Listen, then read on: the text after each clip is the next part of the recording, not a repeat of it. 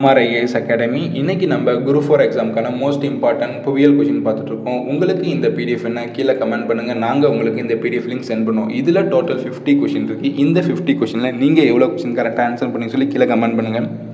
அதுக்கு முன்னாடி நம்ம சேனலை இன்னும் சப்ஸ்கிரைப் பண்ணாதீங்க, மறக்காமல் சப்ஸ்கிரைப் பண்ணுங்கள். அப்படியே பெல் ஐக்கானை கிளிக் பண்ணிக்கோங்க. வாங்க கொஷினுக்குள்ளே போகலாம். ஃபஸ்ட்டு கொஷின், பாறை குழம்பு புவி பரப்பிற்கு கீழே பாறை விரிசல்களிலும் பாறைகளிலும் ஊடுருவி சென்று உருவாகும் பாறைகள் எவ்வாறு அழைக்கப்படுதுன்னு கேட்குறாங்க. இதுக்கான ஆன்சர் என்ன? ஆப்ஷன் பி தான் கரெக்ட், ஊடுருவிய தீப்பாறை. அடுத்து 12வது கொஷின், செடிமெண்ட்ரி என்பது எந்த மொழிச்சொல்னு கேட்டிருங்க. இதுக்கான ஆன்சர் என்ன? ஆப்ஷன் ஏ தான் கரெக்ட், லத்தீன் மொழிச்சொல். அடுத்து 3வது கொஷின், செடிமெண்ட்ரி என்ற சொல்லின் பொருள் என்னன்னு கேட்டிருங்க. இதுக்கான ஆன்சர் என்ன? ஆப்ஷன் பி தான் கரெக்ட், படிய வைத்தல். அடுத்து 4வது கொஷின், இந்தியாவில் உள்ள தாஜ்மஹால் எந்த பாறையில் இருந்து உருவான வெள்ளை பளிங்கு கற்களால் கட்டப்பட்டதுன்னு கேட்டிருக்காங்க. எந்த பாறைன்னா? ஆப்ஷன் பி தான் கரெக்ட், உருமாறிய பாறை, அதில் இருந்து தான் கட்டிருக்காங்க. அடுத்து 5வது கொஸ்டின், உலக மண் தினம் எப்போதுன்னு கேட்டிருக்காங்க. இதுக்கான ஆன்சர் ஆப்ஷன் டி தான் கரெக்ட், டிசம்பர் 5. அடுத்து 6வது கொஸ்டின், கிளைமா என்ற சொல் எந்த மொழிச்சொல்னு கேட்டிருக்காங்க. இதுக்கான ஆன்சர் என்ன? ஆப்ஷன் பி தான் கரெக்ட், கிளைமானா கிரேக்க மொழிச்சொல். அடுத்து 7வது கொஸ்டின், ரொம்ப இம்பார்ட்டன்டான கொஸ்டின், கிளைமா என்ற சொல்லின் பொருள் என்னன்னு கேட்டிருக்காங்க. இதுக்கான ஆன்சர் ஆப்ஷன் சி தான் கரெக்ட், சாய்வு கோணம். அடுத்து 8வது கொஸ்டின், குறுகிய காலமான ஒரு நாளோ ஒரு வாரமோ ஒரு மாதமோ நடக்கக்கூடிய வளிமண்டல நிகழ்வுகளை பற்றி குறிப்பது என்னன்னு கேட்டிருக்காங்க. இதுக்கான ஆன்சர் ஆப்ஷன் ஏ தான் கரெக்ட், வானிலை. அடுத்து 9வது கொஸ்டின், ஒரு பகுதியில் நீண்ட நாளைய வானிலை சராசரியை குறிப்பது என்னன்னு கேட்டிருக்காங்க. இதுக்கான ஆன்சர் ஆப்ஷன் பி, காலநிலை. ரொம்ப இம்பார்ட்டன்டான கொஸ்டின். அடுத்து 10வது கொஸ்டின், வானிலை பற்றி அறிவியல் படிப்பு என்னன்னு கேட்டிருங்க. இதுக்கான ஆன்சர் ஆப்ஷன் ஏ தான் கரெக்ட், வளியியல். அடுத்து 11வது கொஸ்டின், காலநிலை பற்றிய அறிவியல் படிப்பு என்னன்னு கேட்டிருங்க. இதுக்கான ஆன்சர் ஆப்ஷன் பி தான் கரெக்ட், காலநிலையியல். அடுத்து 12வது கொஸ்டின், சூரிய கதிர்வீச்சில் இருந்து பெறப்படும் வெப்ப ஆற்றல் எத்தனை வழிமுறைகளில் புவியை வந்தடைகிறதுன்னு கேட்குறாங்க. இதுக்கான ஆன்சர் ஆப்ஷன் சி தான் கரெக்ட், 4 வழிமுறைகள். அடுத்து 13வது கொஸ்டின், வானிலை கூறுகளை அடிப்படையில் சம அளவில் இடங்கள் என்னன்னு கேட்டிருக்காங்க. இதுக்கு என்ன ஆன்சர்னா ஆல் கரெக்ட் தான் ஆன்சர். ஏன்னா இது வந்து ரிவிஷனுக்காக கொடுத்தது, எல்லாமே கரெக்ட் தான். ஏ ஆப்ஷன் என்ன சொல்லி கொடுத்துருக்காங்கன்னா ஐசோதெர்ம் கொடுத்துருக்காங்க. ஐசோதெர்ம்னா என்னென்னா சம வெப்பக்கோடு. அடுத்து ஐசோ ரைம் அப்படின்னு கொடுத்துருக்காங்க. அதுக்கு வந்து சராசரி சம வெப்பக்கோடுன்னு சொல்லுவாங்க. அடுத்து ஆப்ஷன் சி ஐசோக்கெல்னா சம சூரிய வெப்பக்கோடு. அடுத்து ஆப்ஷன் டினா ஐசோ ஐலட்ஸ்னா சம மலையளவு கோடு. அடுத்து ஆப்ஷன் ஈனா ஐசோபார்னா சம காற்றழுத்த வேறுபாடு. அடுத்து ஐசோலோபார்னா சம காற்றழுத்த மாறுபாட்டு கோடுன்னு சொல்லுவாங்க. ஐசோனிஃப்னா சம அளவு பனிபுரியும்னு சொல்லுவாங்க. அதனால இது 13க்கு என்னன்னா எல்லாமே கரெக்ட், ஆல் கரெக்ட். அடுத்து 14வது கொஸ்டின், 24 மணி நேரத்துக்குள் ஒரு இடத்தில் நிலவும் அதிகபட்ச மற்றும் குறைந்தபட்ச வெப்பநிலைக்கு இடையே உள்ள சராசரி என்னன்னு கேட்டுக்கோங்க. இதுக்கான ஆன்சர் என்ன? ஆப்ஷன் ஏ தான் கரெக்ட், வெப்ப வீழ்ச்சி. அடுத்து 15வது கொஸ்டின், ஒரு நாளின் உச்ச வெப்பநிலைக்கும் குறைந்த வெப்பநிலைக்கும் இடையே உள்ள வேறுபாடு என்னன்னு கேட்டுருங்க. இதுக்கான ஆன்சர் என்ன? ஆப்ஷன் பி தான் கரெக்ட், தினசரி வெப்ப வீழ்ச்சி, வெப்பநிலை வீழ்ச்சி. கொஸ்டின் படிக்கிறேன் பாருங்க. ஒரு நாளில் உச்ச வெப்பநிலைக்கும் குறைந்த வெப்பநிலைக்கும் இடையே உள்ள வேறுபாடு என்னன்னு கேட்டுருங்க. இதுக்கான ஆன்சர் ஆப்ஷன் பி தான் கரெக்ட், தினசரி வெப்பநிலை வீழ்ச்சி. அடுத்து 16வது கொஸ்டின், ஒரு ஆண்டு அதிக வெப்பமான மாதத்திற்கும் குறைந்த வெப்பமான மாதத்திற்கும் இடையே உள்ள வேறுபாடு என்னன்னு கேட்டிருக்காங்க. இதுக்கான ஆன்சர் என்ன? ஆப்ஷன் சி தான் கரெக்ட், ஆண்டு வெப்ப வியாதின்னு சொல்லுவாங்க. ஓகேங்களா. அடுத்து 17வது கொஸ்டின், பூமி எதன் காரணமாக சூரியன் வெப்பம் வேறுபடுதுன்னு கேட்குறாங்க. பூமியில் வந்து எதோட காரணமாக வந்து சூரியன் வெப்பம் வந்து வேறுபடுதுன்னு கேட்குறாங்க. இதுக்கான ஆன்சர் என்ன? ஆப்ஷன் டி தான் கரெக்ட், வடிவம் காரணமாக. அடுத்து 18வது கொஸ்டின், காற்றில் ஈரப்பதத்தை அளவிட பயன்படும் கருவி என்னன்னு கேட்டிருக்காங்க. இதுக்கான ஆன்சர் என்ன? ஆப்ஷன் ஏ தான் கரெக்ட், ஹைக்ரோமீட்டர் தான் கரெக்ட். அடுத்து 19வது கொஸ்டின், ஆண்டு முழுவதும் ஒரே திசையில் வீசும் காற்று என்னன்னு கேட்டிருக்காங்க. இதுக்கான ஆன்சர் என்ன? ஆப்ஷன் பி தான் கரெக்ட், கோல் காற்று. அடுத்து 20வது கொஸ்டின், பருவத்திற்கு ஏற்றவாறு தனது திசையை மாற்றி வீசும் காற்று என்னன்னு கேட்டிருக்காங்க. இதுக்கான ஆன்சர் ஆப்ஷன் சி தான் கரெக்ட், பருவகால காற்றுன்னு சொல்லுவாங்க.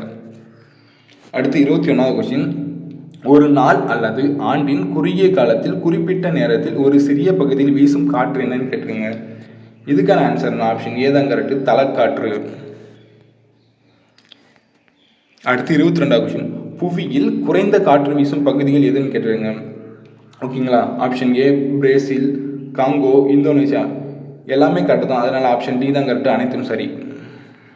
அடுத்து 23வது கொஸ்டின், காற்றின் வேகத்தை அளக்க முதலில் பயன்படுத்தப்பட்ட கருவியின் பெயர் என்னன்னு கேட்டிருக்காங்க. இதுக்கான ஆன்சர் நான் ஆப்ஷன் பி தான் கரெக்டு, பியோபர்ட் தான் கரெக்டான ஆன்சர். அடுத்து 24வது கொஸ்டின், காற்றின் வேகத்தை அளவிட பயன்படும் கருவி என்னன்னு கேட்டிருக்காங்க. இதுக்கான ஆன்சர் நான் ஆப்ஷன் சி தான் கரெக்டு, அனிமோமீட்டர். அடுத்து 25வது கொஸ்டின், காற்றின் திசையை அறிய பயன்படுவது என்னன்னு கேட்குறாங்க. இதுக்கான ஆன்சர் ஆப்ஷன் ஏ தான் கரெக்டு, விண்ட் வே. ஓகேங்களா. அடுத்து 26வது கொஸ்டின், காற்றின் திசையையும் வீசும் காலத்தையும் நில வரைபடத்தில் குறிக்கும் வரைபடத்தின் பெயர் என்னன்னு கேட்டிருக்காங்க. இதுக்கான ஆன்சர் என்ன, ஆப்ஷன் சி தான் கரெக்டு, விண்ட்ரோஸ் அப்படிங்கிறது தான் கரெக்டான ஆன்சர். விண்ட்ரோஸ்னா என்ன, காற்றின் திசையையும் வீசும் காலத்தையும் நில வரைபடத்தில் குறிக்கும் வரைபடத்தின் பெயர் தான் விண்ட்ரோஸ். அடுத்து 27வது கொஸ்டின், காற்றின் திசை, வேகம், சூரியனின் வெளிச்சம் மற்றும் மழை ஆகிய வானிலை கூறுகளை பதிவு செய்யும் கருவி எதுன்னு கேட்டுருங்க. அதுனா மீட்டிரோகிராஃப் அப்படிங்கன்னு சொல்கிறாங்க. இதுக்கான ஆன்சர் ஆப்ஷன் டி, மீட்டிரோகிராஃப். அடுத்து 28வது கொஸ்டின், உலகிலேயே காலநிலை வரைபடங்களில் தொகுப்பை தொகுத்தவர் யாருன்னு கேட்குறாங்க. இன்னொரு டைம் கொஸ்டின் படிக்க, உலகிலேயே காலநிலை வரைபடங்களின் தொகுப்பை தொகுத்தவர் யாருன்னு கேட்டிருக்காங்க. இதுக்கான ஆன்சர் ஆப்ஷன் பி தான் கரெக்டு, அல்டாலஹி. அவர் தான் கரெக்டான ஆன்சர். அடுத்து 29வது கொஸ்டின், புவி நிலக்கோளம், வளிக்கோளம், நீர்க்கோளம் ஆகிய இணைந்து எவ்வாறு அழைக்கப்படுதுன்னு கேட்குறாங்க. இதுக்கான ஆன்சர்னா ஆப்ஷன் ஏ தான் கரெக்டு, உயிர்கோளம். ஓகேங்களா, உயிர்கோளம் எதாவது சொல்கிறாங்கன்னா புவி நிலக்கோளம், வளிக்கோளம், நீர்க்கோளம் ஆகிய இணைந்து எவ்வாறு அழைக்கப்படுதுன்னு கேட்டால் ஆப்ஷன் ஏ உயிர்கோளம் தான் கரெக்டு. அடுத்து 30வது கொஸ்டின், புவியின் மேற்பரப்பின் மொத்த பரப்பளவு எவ்வளோன்னு கேட்டிருக்காங்க. என்ன கேட்டிருங்கன்னா புவியின் மேற்பரப்பில் மொத்த பரப்பளவு எவ்வளோன்னு கேட்டிருக்காங்க. இதுக்கான ஆன்சர் ஆப்ஷன் டி தான் கரெக்டு, 510 மில்லியன் சதுர கிலோமீட்டர் தான் கரெக்டான ஆன்சர். அடுத்து 31வது கொஸ்டின், புவியின் மேல் அடுக்கு எவ்வாறு அழைக்கப்படுகிறதுன்னு கேட்குறாங்க. இதுக்கான ஆன்சர் ஆப்ஷன் ஏ, புவி மேலோடு. ஆப்ஷன் ஏ, புவி மேலோடு. புவியின் மேலடுக்கு என்னன்னு கேட்குறாங்க, புவி மேலோடு. அடுத்து 32வது கொஸ்டின், புவி மேலோட்டின் பரவல் என்னன்னு கேட்டிருக்காங்க. இதுக்கான ஆன்சர் ஆப்ஷன் பி தான் கரெக்டு, 5 to 30 கிலோமீட்டர். அடுத்து 33வது கொஸ்டின், கடலடி தளத்தை விட கண்ட பகுதியில் புவி மேலாடு எவ்வாறு காணப்படுன்னு கேட்குறாங்க. ஓகேங்களா, என்ன கேட்டாங்க முன்னாடி படிக்கிற மாதிரி, கடலடி தளத்தை விட கண்ட பகுதியில் புவி மேலோடு எவ்வாறு காணப்படுகிறதுன்னு கேட்குறாங்க. இதுக்கான ஆன்சர்னா ஆப்ஷன் டி தான் கரெக்டு, அதிக தடிமன். எப்படி காணப்படுதுன்னா அதிக தடிமனாக காணப்படுகிறது. அடுத்து 34வது கொஸ்டின், புவி மேலோட்டில் சிலிக்கா, அலுமினியம் உள்ளதால் எவ்வாறு அழைக்கப்படுதுன்னு கேட்குறாங்க. இதுக்கான ஆன்சர்னா ஆப்ஷன் ஏ தான் கரெக்டு, சியால். ஓகேங்களா, சிலிக்கா மற்றும் அலுமினியம் அதிகமாக உள்ளதால் சியால்னு அழைக்கப்படுது. ஓகேங்களா. அடுத்து 35வது கொஸ்டின், புவி மேலோட்டுக்கு கீழே உள்ள பகுதி என்னன்னு கேட்டிருக்காங்க. இதுக்கான ஆன்சர் ஆப்ஷன் பி தான் கரெக்டு, கவசம். அடுத்து 36வது கொஸ்டின், கவசத்தின் தடிமன் என்னன்னு கேட்டிருக்காங்க. இதுக்கான ஆன்சர்னா ஆப்ஷன் சி தான் கரெக்டு, 2900 கிலோமீட்டர் தான் கரெக்டான ஆன்சர். ஓகேங்களா, கவசத்தின் தடிமன் கேட்டால் 2900 கிலோமீட்டர், ஆப்ஷன் சி தான் கரெக்டு. அடுத்து 37வது கொஸ்டின், கவசத்தில் சிலிக்கா, மெக்னீசியம் அதிகம் காணப்படுவதால் எவ்வாறு அழைக்கப்படுதுன்னு கேட்குறாங்க. இதுக்கான ஆன்சர் என்ன, ஆப்ஷன் பி தான் கரெக்டு, ஷியாமா. ஓகேங்களா. அடுத்து 38வது கொஸ்டின், புவியின் கவசத்தின் உட்புறத்தில் உருகிய நிலையில் உள்ள பாறை குழம்பு என்னன்னு கேட்டிருக்காங்க. இதுக்கான ஆன்சர்னா ஆப்ஷன் பி தான் கரெக்டு, மேக்மா. ஓகேங்களா, மேக்மா என்னன்னா புவியின் கவசத்தின் உட்புறத்தில் உருகிய நிலையில் பாறை குழம்பு என்னன்னு கேட்டிருக்காங்க, மேக்மா.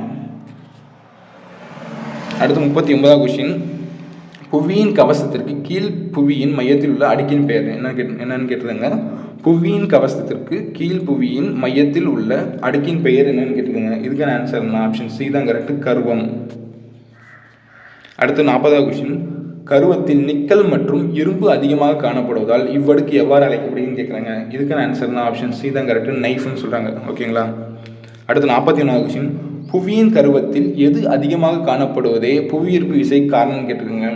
என்னன்னா ஆப்ஷன் டி தான் கரெக்டு, இரும்பு அதிகமாக இருக்கிறதுனால தான் புவியீர்ப்பு விசை அதிகமாக காணப்படுது. அடுத்து 42வது கொஸ்டின், பாறைகளின் உறைவிடம் என்று அழைக்கப்படுவது என்னன்னு கேட்டிருக்காங்க. இதுக்கான ஆன்சர்னா ஆப்ஷன் ஏ தான் கரெக்டு, புவி மேலோடு. பாறைகளின் உறைவிடம் எதுன்னு கேட்டால் புவி மேலோடு. அடுத்து 43வது கொஸ்டின், புவி தட்டுக்கள் ஒன்றுடன் ஒன்று கிடைமட்டமாக பக்கவாட்டில் நகர்வதால் உருவாகும் பகுதிக்கு உதாரணம் எதுன்னு கேட்டிருக்காங்க. என்ன கேட்டிருக்குன்னா, புவித்தட்டுக்கள் ஒன்றுக்கு ஒன்று கிடைமட்டமாக பக்கவாட்டில் நகர்வதால் உருவாகும் பகுதிக்கு உதாரணம் எதுன்னு கேட்டிருக்காங்க. இதுக்கான ஆன்சர்னா ஆப்ஷன் பி தான் கரெக்டு. சாண்ட் அண்ட் டஸ்ட் பிளவு அப்படிங்கிறது தான் கரெக்டான ஆன்சர். அடுத்து 44வது கொஸ்டின். 250 மில்லியன் ஆண்டுகளுக்கு முன் எந்த நிலப்பகுதியின் ஒரு பகுதியாக இந்திய புவித்தட்டு இருந்ததுன்னு கேட்குறாங்க. எதோட இருந்ததுன்னா கோண்டுவானா. ஆப்ஷன் ஏ தான் கரெக்டு, கோண்டுவானா. கோண்டுவானாங்கிறது என்னன்னா 250 மில்லியன் ஆண்டுகளுக்கு முன் எந்த நிலப்பகுதியின் ஒரு பகுதியாக இந்தியா புவித்தட்டு இருந்ததுன்னு கேட்குறாங்க. எந்த பகுதினா கோண்டுவானா பகுதி. அடுத்து 45வது கொஸ்டின். முழுவதும் பாறைகளை குடைந்து உருவாக்கப்பட்ட நகரம் எதுன்னு கேட்குறாங்க. இதுக்கான ஆன்சர் என்ன? ஆப்ஷன் பி தான் கரெக்டு, பெட்ரா நகரம். பெட்ரா நகரம் என்ன? முழுவதும் பாறைகளை குடைந்து உருவாக்கப்பட்ட நகரம். ஓகேங்களா, நல்லா நோட் பண்ணிக்கணும், இம்பார்ட்டன்டான கொஸ்டின். அடுத்து 46வது கொஸ்டின். புவி அதிர்ச்சியின் மூலம் ஏற்படும் அதிர்வலைகள் எத்தனை வகைப்படும் கேட்குறாங்க. இதுக்கான ஆன்சர் என்ன? ஆப்ஷன் சி தான் கரெக்டு, 3 வகைப்படும். அடுத்து 47வது கொஸ்டின். வல்கனோ என்ற சொல் எந்த மொழி சொல்லுன்னு கேட்குறாங்க. இதுக்கான ஆன்சர் என்ன? ஆப்ஷன் ஏ தான் கரெக்டு, லத்தீன். அடுத்து 48வது கொஸ்டின். வல்கனோ என்ற சொல்லின் பொருள் என்னன்னு கேட்டிருக்குங்க. இதுக்கான ஆன்சர் ஆப்ஷன் சி தான் கரெக்டு, எரிமலை. அடுத்து 49வது கொஸ்டின். சுனாமி என்பது எந்த மொழி சொல்லுன்னு கேட்டிருக்காங்க. 49வது கொஸ்டின் என்ன? சுனாமி என்பது எந்த மொழி சொல்லுன்னு கேட்குறாங்க. இதுக்கான ஆன்சர் ஆப்ஷன் பி தான் கரெக்டு, ஜப்பானிய சொல். அடுத்து 50வது கொஸ்டின். சுனாமி என்பதன் பொருள் என்னன்னு கேட்குறாங்க. ஓகேங்களா, இதுக்கான ஆன்சர்னா ஆப்ஷன் பி தான் கரெக்டு, துறைமுக அலைகள். இந்த கொஸ்டின் ரொம்ப இம்பார்ட்டன்ட். 49வது கொஸ்டின் ரொம்ப இம்பார்ட்டன்ட். சுனாமின்னு என்ன? துறைமுக அலைகள். வேறு என்ன சப்ஜெக்ட்லேருந்து உங்களுக்கு கொஸ்டின் வேணும்னு கமெண்ட் பண்ணுங்கள். நாங்கள் உங்களுக்கு கொஸ்டின் வேண்டி பண்ணி தரோம். தேங்க்யூ.